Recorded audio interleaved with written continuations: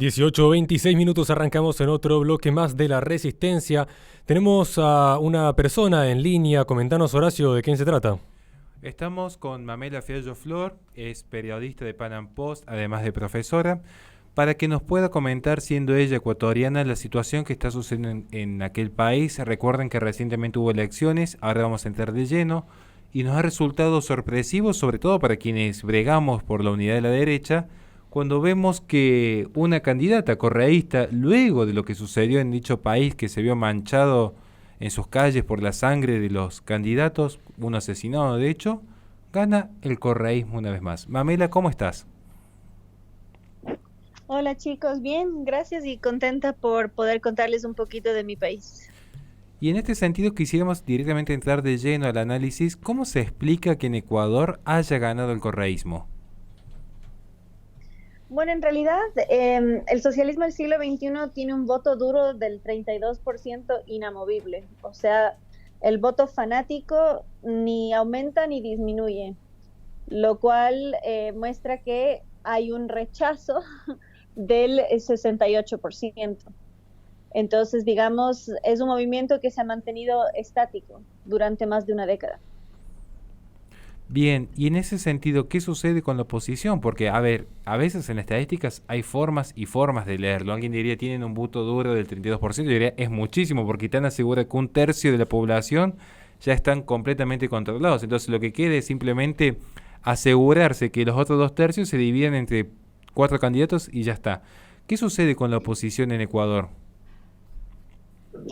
Bueno, tenemos un fenómeno bastante particular que justo escribí un artículo para la Gaceta de la Iberosfera al respecto, que Milei, por ejemplo, en Argentina, gana el voto joven con un discurso antisistema y tristemente en Ecuador vemos que el candidato con mayor respaldo después de la oferta socialista ganó el voto joven con una propuesta progre. Y es bastante preocupante porque tenemos una, así similar a lo que pasa con ustedes, pero un poquito movido el eje, que Victoria Villarroel, por ejemplo, es como la más a la derecha, digamos. Nuestra candidata a la vicepresidencia por el candidato que pasa al balotaje, ella es pro Bolsonaro, pro Trump, pro vida, antifeminista, es una crack. Pero encontramos cosas en la propuesta de, por ejemplo, hormonización para personas trans. Entonces, son cosas que no concuerdan, ¿no? Entonces, yo de hecho hablé con ella, me llevo muy bien, se llama Verónica Novoa, y le dije, hay un par de cositas que para llegar a cierto sector no pegan. Por ejemplo, en el debate presidencial habló de la Agenda 2030. Entonces, realmente la oposición en Ecuador eh, eh, tendrá que conciliar. El tema es que nuestra oposición es transversal, o sea, no hay una línea y tristemente estamos mucho más izquierdizados, sobre todo en temas sociales, y tenemos la paradoja que pasa a la segunda vuelta el hijo de uno de los hombres más ricos del país y que llamó extrema derecha al gobierno de Lazo, que fue el primer gobierno que puso los colores LGBT en nuestro Palacio de Gobierno, que creó el Ministerio de la Mujer y la Subsecretaría de Diversidad Sexual. Entonces, así de volcados estamos a la izquierda. Muy interesante lo que planteas, Mamela, pero para seguir en este análisis y recordando a la gente, estamos hablando de que en Ecuador la candidata que surge con mayor cantidad de votos proviene del correísmo. Y si alguien no sabe quién fue Rafael Correa, quién es, porque al día de hoy sigue vivo, de hecho está exiliado en Bélgica, recomiendo que vean la obra biográfica de Nicolás Márquez, que ahí se muestra claramente lo que es la tiranía del socialismo y cómo de repente la gente parece ser muy laxa y perdonar con bastante facilidad los pecados del pasado con estos tiranos. Pero hablando de tiranías, ¿por qué hago esta aclaración? Porque las prácticas simplemente mutaron en apariencia. Recientemente se asesinó a Villavicencio, que era un candidato presidencial que estaba denunciando a Rafael Correa y fue ejecutado por sicarios. No fue un hecho delictivo azaroso, sino que a la salida de un mitin político fue acribillado cuando justamente se disponía a denunciar las 48 horas posteriores lo que iba a suceder con Correa. Por eso te pregunto, Mamela, a vos, pensamos muchos aquí que el crimen de Villavicencio, donde fue víctima este pobre hombre, iba a mover el arco político, o iba a generar cierta unidad en la oposición, o iba a fortalecer su partido, pero parece que pasó desapercibido semejante crimen. En realidad no, lo que pasa es que él iba en cuarto lugar, incluso quinto en algunas encuestas, y más bien su muerte fortaleció muchísimo su partido.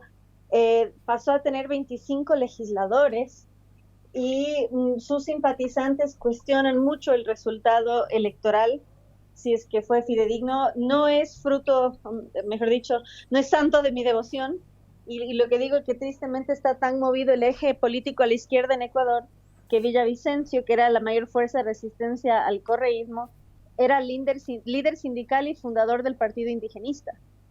Sin embargo, él lo comentó un mes antes de su asesinato, él tuvo más apoyo en lo que él llama el empresariado, que es sinónimo izquierdista de la derecha, que de sus camaradas de izquierda, ¿no? Entonces, sí movió el eje en cuanto partió las posibilidades de otros candidatos, porque mucha gente que hubiese votado, por ejemplo, por el único candidato Provida, más bien votó por un voto, digamos, por él, por su partido, por su sucesor, justamente para votar en rechazo. Sin embargo, algo muy interesante es que este voto lo define la juventud, y los jóvenes estaban hartos de esta dicotomía correísmo-anticorreísmo, y le dieron el voto a quien tuvo un buen desempeño en el debate, que es Daniel Noboa, esta voz de centro, que, digamos, ofrecía más soluciones que disrupciones. Entonces, sí tuvo mucho impacto en el escenario político. De hecho, mucha gente que creíamos que tenía la victoria asegurada pasó hasta séptimo lugar, porque arrasó con el voto. Mucha gente sí, sobre todo en la parte andina. Y algo muy interesante es que donde más hay narcotráfico, más votos tiene el socialismo del siglo XXI en todas las elecciones. Y esto te va a gustar mucho a vos, Horacio. El socialismo del siglo XXI hay que entenderlo no solo como movimiento político ideológico, sino desde el paternalismo, porque justamente logró suplantar a la figura paterna, y eso es lo que da cabida al culto a la figura. Entonces vivimos en una sociedad donde el padre sistemáticamente ha desaparecido, el bono a madre soltera suplanta este rol, y tristemente se desincentiva el matrimonio, incluso viven en concubinato, porque así son subsidiadas. Entonces, el voto sólido, el voto fuerte, es de quien ha suplantado a la familia por el Estado. Mamela Neradros te habla. Quería hacerte una consulta porque vos mencionaste recién la legitimidad, ¿no?, de estas elecciones. ¿Crees que haya habido en cierto porcentaje o en cierta medida algún tipo de irregularidades en estas elecciones? A mí en lo personal no me consta. Donde yo voté, por primera vez me tocó fila y fue bastante ágil. Algo muy interesante que pasó, vi que una activista trans se quejó porque acá las elecciones son muy resguardadas con militares de armas largas, y se quejó porque un militar le dijo señor.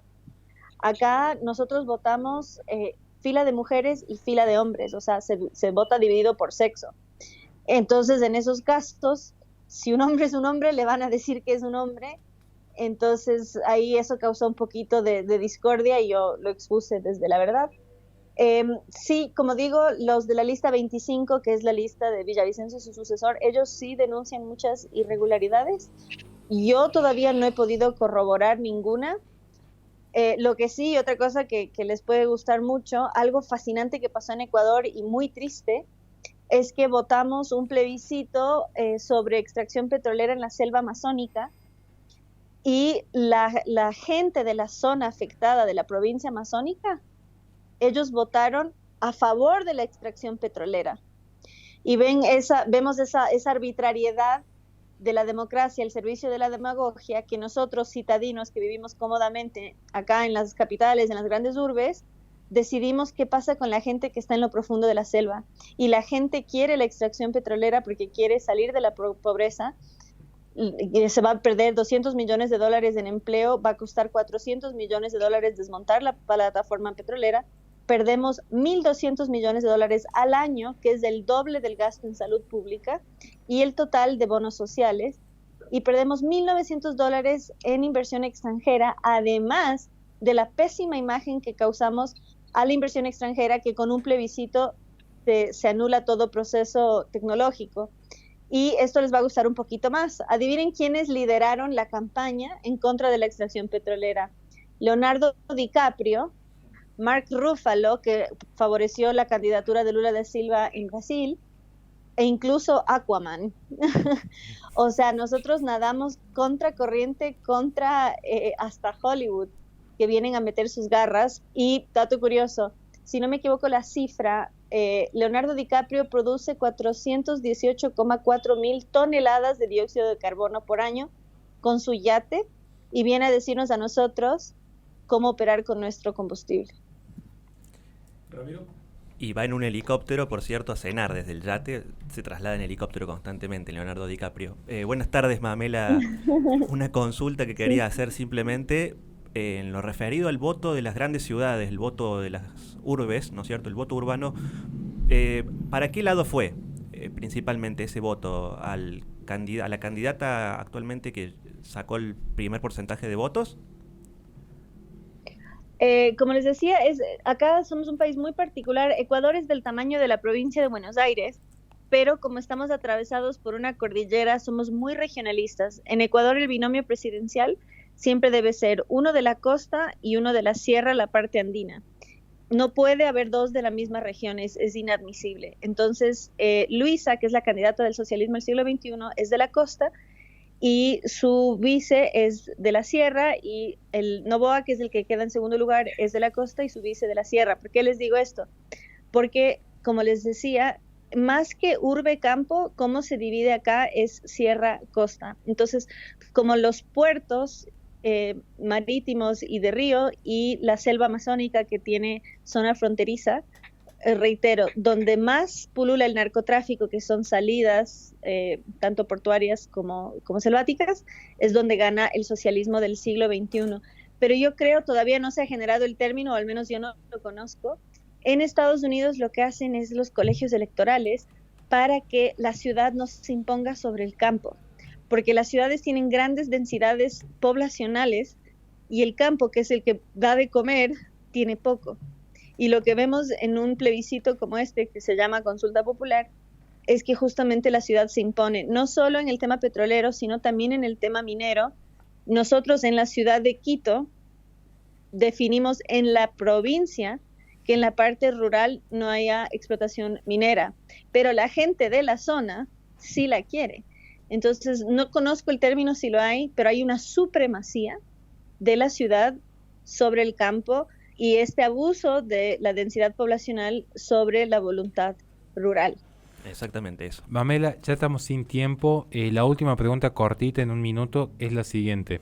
¿Qué sucede con el voto cristiano en Ecuador? ¿Qué sucede con católicos y evangélicos al momento de elegir o formar un partido político en aquella nación? Uf, esa pregunta me va a generar problemas, pero justamente el difunto, el asesinado Fernando Villavicencio era masón y su sucesor era masón.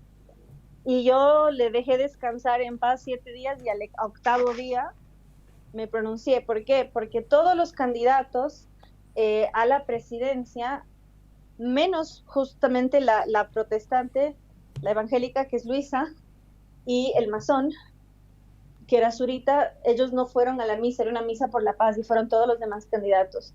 Y curiosamente, el que queda en segundo lugar, Daniel Noboa, él tampoco va. Pero él en ese momento tenía un 3% de intención de voto, y, oh sorpresa, fue el que más votos tuvo. Entonces, hubo un llamado de atención fuerte en ese sentido. Eso ayudó mucho a que no pase a segundo lugar el binomio de Villavicencio y que quede en tercer lugar, porque hubo una reacción cuando supieron de dónde venía. Se lanzó una página Voto Católico para un poquito incidir.